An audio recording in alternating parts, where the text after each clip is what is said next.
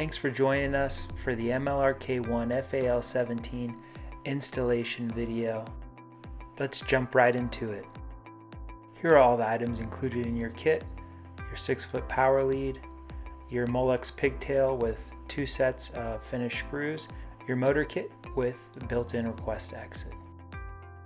We're going to start off by removing the 2 screws attaching the front end cap to the push pad, and then we're going to slide off the push pad and set that aside. Next, we're going to review how to remove the dogging on both styles of devices.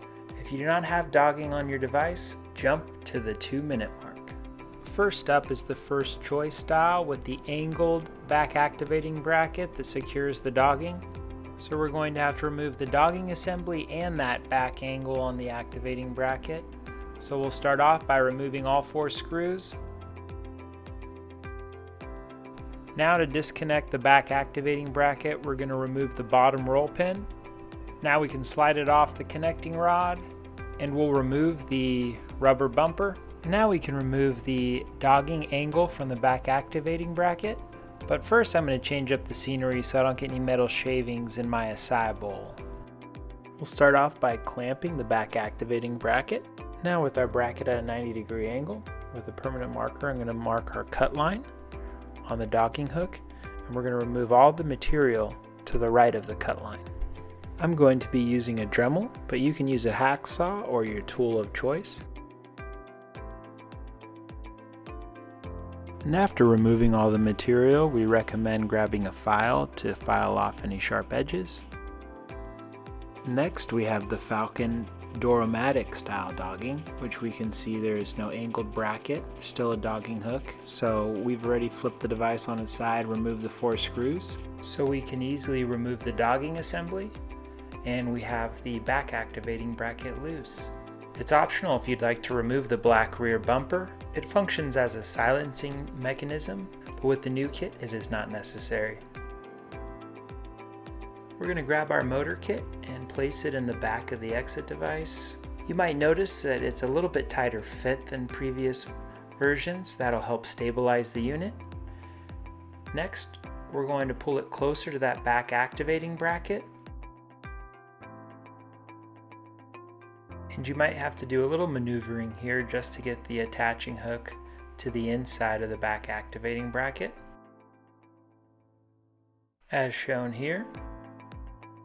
Now we're ready to drop our attaching hook right onto that bottom roll pin.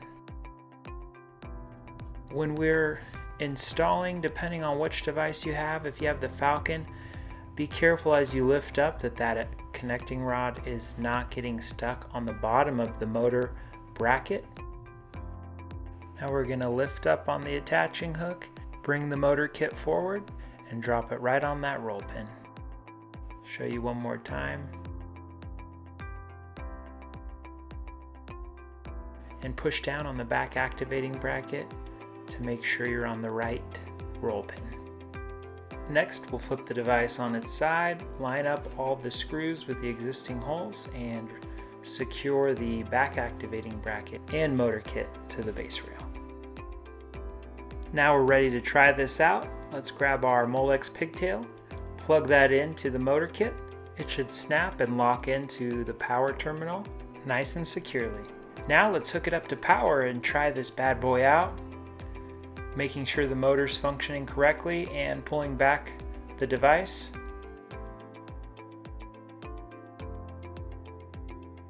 Now we can start reassembling the device. We're going to put both of those pins, we're going to put both the roll pins in the top of the activating bracket so that we can slide the push pad back on.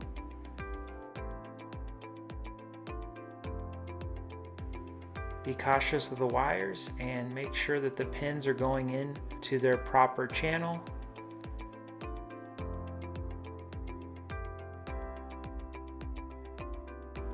Confirm that the push pad is functioning properly and depressing all the way. And then we can reinstall our front end cap. Now we're ready to set our one-touch PTS, but real quick I'll just review it with you. So new on the MM5, there is just a button in place of those dip switches. So To put it into learning mode, hit the button while applying power. You'll get one short beep. Now it's in learning mode. To press the pad to where you want it to retract to, apply power again. You'll get one long beep, and bada bing, bada boom. That's your new location. Test it out a few times, make sure it's to your liking. If you'd like to set the adjustment again, start over from step 1. No need to turn on or off the push to set switch, and no more torque settings. This baby's set for max pulling power right out of the box.